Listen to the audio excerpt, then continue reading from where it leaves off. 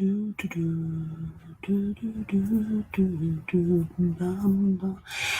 kia ora. Helen Brahms here, coming to you live from Surprise in Arizona. Hope you're having a super fantastic sparkling day. Welcome to Before the Dirt Nap podcast number 1519, The Elusive Ancestor. What could that mean? Well, that could be when you know that there is a person. You have a person that has shown up in the census report with the other family members. You know that you have the right census reports because the main person that you've been researching is there. And through other records, you have proved that this is the family unit. So this is the mom and dad, and this is their child, and that there is another child in this family. Through the census reports, you've put in that. But for the main person, you've found their birth records, you have found their death records, you found their obituary, you have found a lot of other information that even states that there is a sibling to that one person. And now that person is a little elusive. Like, you can find them on the census reports, but that's all you can find. You can't find that. You look at, and the problem is that they have the same name as the father. So you know that this person is around, but how do you go about finding them? There is all sorts of ways that we can go and do this. So the first thing is you look at the census report. So find your clues in the census, because you know that that person is on the census report. So what does the census report show about this person? And we know that this person was an older sibling. We know that we can trace them to 1950 census when they were unmarried. But we can't find any more information apart from the 1950 census. We can't find a death. Well, we can find plenty of death records, but we just don't know which one is that one. And the problem we have is that the census reports give conflicting information about where this person was born, which makes it a little more challenging. So then you go and you look in both places that it mentions on the census reports, and now you've found one area where there are multiples of them, like lots of them. It's like looking up John Smith. So now you're sort of like, well, now how do I figure it out? Well, you've got the parents' names, but none of them are showing up on the records there. Well, let's go to where the father was born, because he was born in the US. So let's go to the place that he was born and see if we can find anything there. Nothing is showing up there either. So we're kind of like looking around for this person. And so I thought it would be really cool to like talk about some of the things that you can do when you come across an elusive person in your tree. You know that person is there. You have records that show that person did exist. And then you can find out how can you go find them? Well, sometimes when you're looking for elusive people, you need to go a little sideways, maybe a little upwards, because when we go sideways to the sister, we found out a lot of information about the sister. Still couldn't find a lot of information about her brother. So we then went and looked. And so now what we're doing is we're going through the parents' records. We're finding everything we can about the parents, looking for their obituaries, because to see if they mention the son. Did he predecease them? Was he alive? Did they mention a wife and kids and that sort of thing? But I will tell you this was sort of like, oh my gosh. So we found this person who we thought, well, they're kind of around the same age. Let's have a look at this. It was an obituary report. So we go into so I click on the thing to see the obituary in the newspaper. It was not our person we're looking for, but I always read obituaries anyway. It was close. It was kind of, sort of, but it definitely was not our person based on the information that I already had. And I'm looking down this thing. This guy had 7 sons, 7 daughters, plus a whole bunch of stepchildren. He had 70, as in 70 grandchildren, and 52 great-grandchildren. Now, if you think about it, just from the 14 kids that he had, the 7 sons and the 7 daughters, that's 5 children per child to equal 70. Plus he may be counting in their stepchildren as well.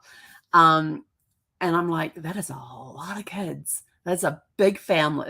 Can you imagine the family reunion at like Christmas or something? I mean, how do you do a family gathering at somebody's house when you've got 14 children, plus their children, plus their children, 52 great-grandchildren. And I thought, man, this guy had a very full, very rich life with that many people in his family. And he got remarried at some point because his first wife, according to the obituary, his first wife predeceased him.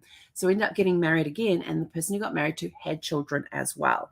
So I'm not sure if he's in the 70 and the 70 grandchildren, 52 grandchildren, if he was including any children from any grandchildren or great-grandchildren from his stepchildren. So it was a very rich, very full obituary, and it listed every single child, like all of his, like survived by 7 sons, and there's all the sons' names with their wives' names in parentheses, and then 7 daughters, and there's all the 7 daughters' names with their husbands' names in parentheses. And then it had the stepchildren listed out with their spouses in parentheses. So if you read an obituary and you come across, an obituary for John Smith, and you go down and it'll have the kids listed. Usually they will list. There's 2 ways that they get most of the time. There are 2 ways they get listed on an obituary. They either go this many sons and this many daughters, and it will actually list them out. But if it has a name in parentheses, that's their spouse's name. And as a genealogist, we love obituaries like that, because it gives us clues on where we can go and look further. And sometimes you can find missing people that way. Now, we don't know who wrote the obituary, so we're not exactly sure if all the details in the obituary are correct, but the names definitely must be, because who else would put weird names in there? But anyway, you don't know who wrote the obituary. You're not sure how sure they are of some of the facts that are in there. So you've got to take it that, yes, it is a record. It may have been written by the spouse. It may have been written by one of the children. I know I wrote Brad's obituary, so I know it's accurate. But there could be, they could be using nicknames in there. They could be using, they could misspell a name. Just depending, and it could be somebody dictating based on the time of year of when the obituary was written. It could be somebody on a phone dictating it to the person at the newspaper's office, and they're writing the stuff down. They may not spell the names correctly.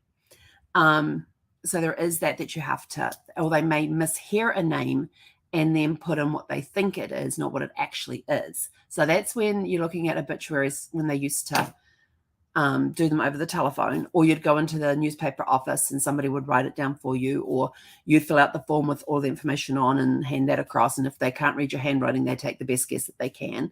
But I have been in, I had to go to a newspaper's office one time, and we filled out the form and they read through it. And if there was something that they were unsure of, they did actually check the facts with you or check the spelling on something. But it depends which newspaper office you go to and all that. So, but most of the time, most of the information in there is correct. And sometimes I'll split it up between boys and girls, the sons and the daughters. Other times they will just list the children in the order, in birth order, which is awesome. And next to each person, they'll have in parentheses what the spouse's name is. Now, when it comes to a daughter, they may list them by the married name, and in parentheses it'll have the husband's name. So you know that they were originally the same name as the father or the mother, whoever's passed, or whichever parents passed. Then you know that they had that same name. So it makes it easier. So obituaries are full, but this one was just so full of information. I was like, oh my gosh, I would love to do the tree on this one. But of course, it's not part of the family that I'm looking for. I need to put that aside and go look at other ones. So, so in this case, we're looking for information on the brother of the woman that is our main. We have a woman in the tree who is the main person we're searching information on, and we are missing a few key pieces of information from her. So we're looking to the brother to see if we can find those pieces of information. Sometimes you have to go sideways to the siblings, because if you can find information on the siblings and their parents, then they may be able to fill in gaps that you have on the main person that you're looking for. But of course, we're not finding a lot of information on her older brother. And so I'm sort of like, oh, well, let's go solve the problem of the parents. We had the parents' names because we had the census reports from 1950, 1940, and 1930. We know that the older brother was born in 1922, so he wouldn't be on the 1920 census. Cannot find either parent on the 1920 census anywhere. For the US, we're talking US federal census. Can't find the parents on the 1921. Can find the father on the 1910 census.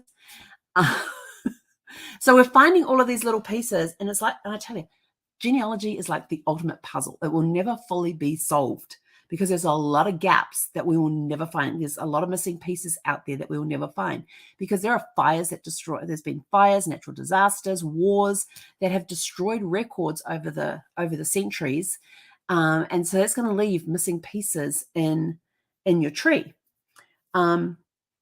because of records that have been destroyed over time. And some records are so old that they've deteriorated over time because they weren't kept properly, they weren't preserved properly, and so you can no longer read them, or they just you got to handle them and they just go in your hands because they're so dry and brittle and they just fall apart in your hands. We'll never complete it. But this is sort of like more recent. This is just 100 years ago we're looking at.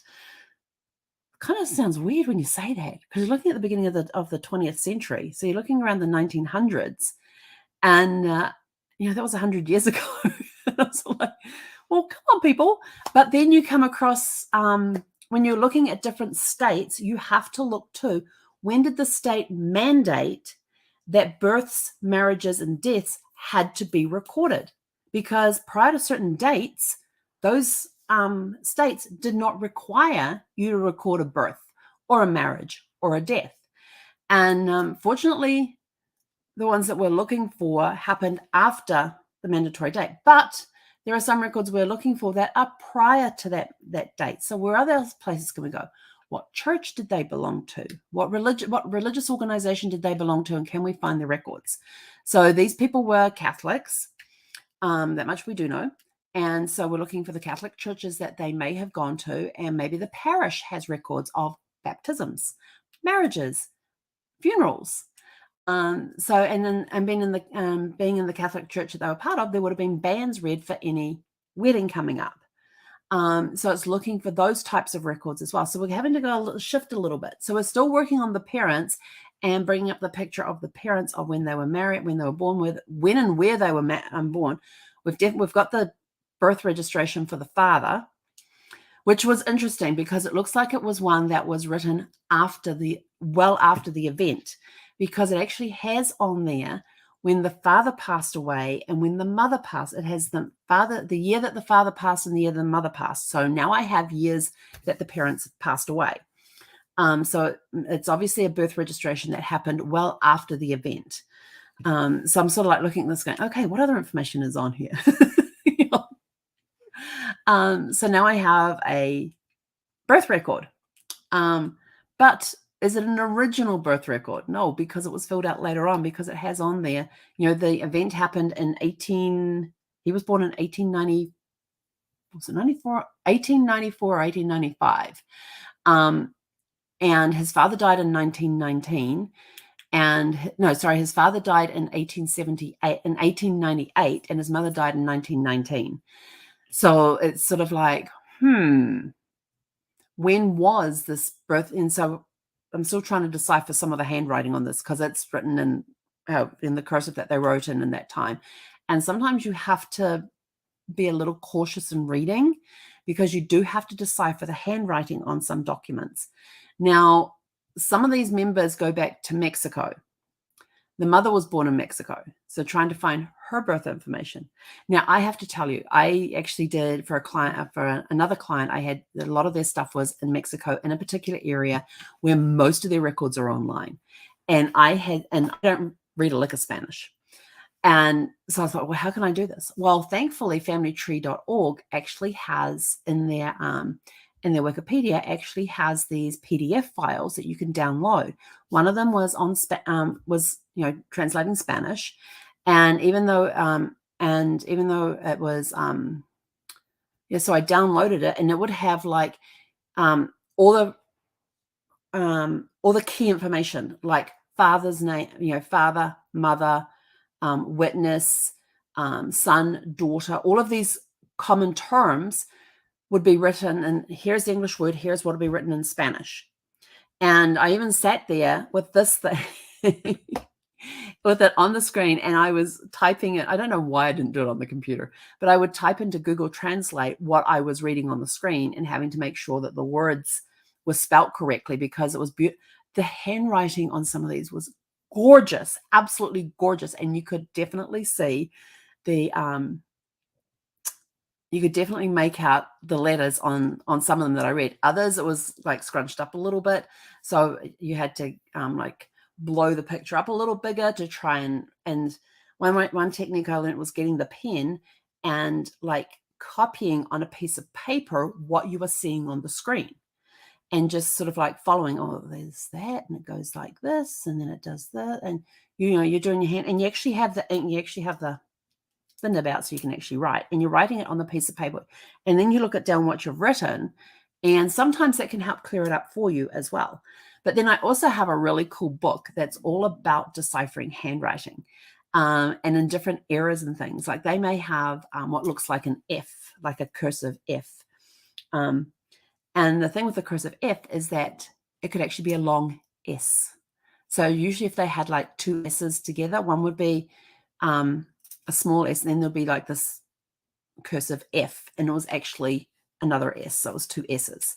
And things like, you find out things like this, which is just fascinating, about how they used to write different letters and things. And what you thought might be a P could be something different.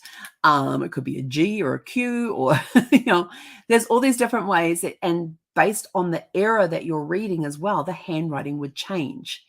So, I should have brought the book in here that I have, but I actually have this book on handwriting from different periods in time, where you can go in and you can see, well, if you see these, it normally means this, and da da da da da. And so it helps you decipher. And one of the classes that I did, we actually did a handwriting section on deciphering what we were seeing on the screen. So that helped me immensely when I was reading this page or half a page, these huge paragraphs that were handwritten into the parish records. And they would be like anywhere from a full page to a half page of stuff that was written in there about the person. Of course, the person's name was in the column, and then they would just write out that in the year of, and they would have the whole year spelled out fully.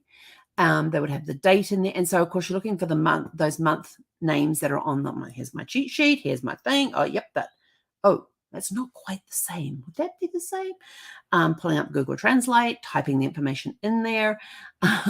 It was a long process, but it was so much fun, because I was in the zone with these particular records, that I could now scan through the handwriting, because I'd done enough of these that I could now recognize the letters. I could recognize the words, and I would just scan through the other stuff that was in there. And I'm just looking for those keywords: son, daughter, witness, the dates, son of, daughter of, who the parents were, what the name of the child was. So I could pull out the key information that I needed. And there were some in there that were where the child may have lived for a few hours, a couple of days. There were those ones in there as well, where you'd see the baptismal record, but the baptismal record would show that the child had passed, but was baptized like immediately after they had passed, which were sad ones to read as well. Or you may come across their death notice in this, like directly underneath their baptismal. They'll have the baptismal one, and then directly underneath was the funeral notice. So you had ones like that as well. And there was always, what was interesting, it was always that the people who reported it weren't typically the parents that did it. It was somebody in the family or a friend of the family, because it would say the name of the person who witnessed it and what their relationship was to the family.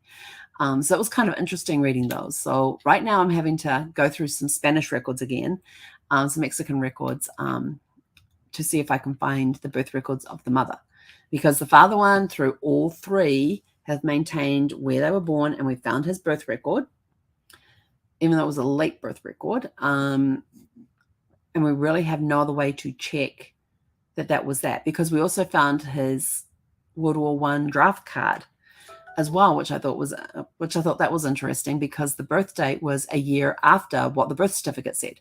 So the birth certificate had 1894 and in September, and on the draft record, everything else matched up except the birth date, because it had October of 1895 that he was born. So we've now got this conflicting on the dates, and yet the birth certificate shows September of 1894. So then you're like, well, maybe it's not the right person. But based on the records that we have found so far, it all matches. There's just that discrepancy of the birth day and year, or birth month and year. The day, consistent. The month is either September or October, and it's either 1894 or 1895. So we have these discrepancies. But right now we're building up the parents' profile, because somewhere along the way we may come across the birth record of the son, and definitely for the states that he could have been born in. Because see, on one it says he was born in the US and gives a state for that, and on another census record it says he was born in Mexico. So now we kind of have to go look at both places and see if we can find his birth record. And for in the States, he was definitely well beyond the date of mandatory registration for births. We've definitely found, we may have found him in border crossings from Mexico into the US as well. May have found those. But then I'm looking at them going, ooh, and because he has the same name as his father, makes it a little trickier. But then you look at the birth date or the age, and you can figure out exactly which one it is. But they have been going backwards and forwards across the border because they have relatives in both places. So it's very interesting. So when you come to the Elusive Ancestor, you may have to go sideways and build up the siblings' profiles and the sibling details to find more information for the person that you're looking for. And in some cases, you may have to, if you've got more information about, because this one we're working from current information backwards. And so you may have to go, all right, we've got the sibling, we know who the parents are. The census reports, we know that these are the right people based on the information that we had to start with. And so now we're building up the parents' profiles to see if we can find more information about their offspring. So sometimes you've got to go sideways a little bit, or maybe up, or even maybe down. Working more information about, like if you know who their children are, you might have to go sideways in order to go up to get more information about the parents. But in this case, we have no idea who his offspring are. We know that he had offspring, but that's all we know. So, yeah, in 1950, he wasn't married. He was like 30 and he wasn't married. So we know that he wasn't married in 1950, so his marriage happened sometime after 1950, which is going to make it a little more trickier because you're starting to get into those years where some states that person has to be 100 years old in order for you to be able to publicly see their birth records, or they have to have been dead for 50 years in order for you to see their death records, unless of course you can find obituaries and stuff, which are all over the place, all online and that sort of thing. So we're kind of getting into that murky area of, can we find the information like in a newspaper where they may have a birth announcement, or can we find information in a newspaper where they had an engagement announcement or a marriage announcement or a death announcement? So we're looking at all these other alternatives to see if we can find information on this person. And knowing that he predeceased his sister, we're also looking for obituaries that she appears in, that we're looking for the obituaries of the mother, the father, and the sister to see, not the mother, I've got the sister's one. So of the mother and the father, and any other ones that the sister may appear in. So it's all like finding these little clues and pulling them together and trying to find that elusive ancestor. So sometimes you just, and I have a list. I have a list of places to go check, and I'm checking through all the different records and everything that are publicly available that I can go and look at right now to see if can I find this person. But yeah, if I go down to Mexico, it's like looking for John Smith. It really is. But here in the States, not so much. There's a lot fewer of them to go through. But anyway, so that's all about elusive ancestors. There's always hints and clues that you can find in different places. And we're just going to keep looking and see what else we can find. So anyway, that's it for us for today. Do you have an elusive ancestor in your tree? We're more than happy to help. We'll give you some clues, give you some hints and tips of getting through those brick walls, different places that you can look. There's school records. Did they go to school? What school did they go to? What church did they attend? Did they belong to associations? So there's all those sorts of records that you can go through as well. What was their occupation? Was there an association for that occupation? Was there a union that they may have belonged to? So there's all those sorts of records that you can go and have a look at to see. And then, of course, go Google their name. Just Google their name, and don't just use Google, use other search engines as well. You got Bing, you got Yahoo, just use whatever search engines you can find out there, because sometimes the big one may miss the small ones. So you never know. So when you're looking for people, make sure you look through different search engines besides Google. Google has a lot of information available. Totally get that. But try some of the other ones like Bing and Yahoo, and I don't even remember what are the other ones I use. Just get in there and search. But there are different search engines out there. So go and have a look at those and see what records they find out. Don't just stick to Ancestry. If you're looking through Ancestry.com, don't just stick with them as well. You've got FamilySearch.org, which has different records available. And the cool part about FamilySearch.org is that when you're looking, you can go to the Family Wiki, the Family Research Wiki, or the research wiki that they have, and that is like a gold mine in there. If you put in there that you are looking, if you go to the state that you're researching in, it will tell you what year it was mandatory for records for registrations for birth, deaths, and marriages. It will give you hints and tips for where you can go to find some of these records. If there is a different language involved, like French, German, Spanish, that sort of thing, they may have a PDF file there, which gives you some of the common terms that we use in genealogy. And here's the words in that language. And if you're looking in different countries or things like that too, they will have hints and tips in there on what records are available online, where you can go to get more information. And they may say, for information from this date onwards, you've got to contact these people here, and here is the requirements for requesting that information. So the research wiki that's on FamilySearch.org is invaluable when it comes to searching for elusive ancestors as well.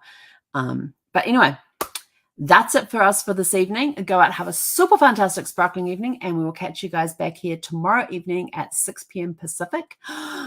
And our newsletter comes out again tomorrow too. So if you want to be on our newsletter mailing list, just click on just go to beforedirtnapnewsletter.com and sign up, and you will get our newsletter when it goes out tomorrow. It usually goes out mid to late afternoon, so sometimes into early evening, because I have to do it in batches. So yeah, it goes out tomorrow. That's all I can tell you.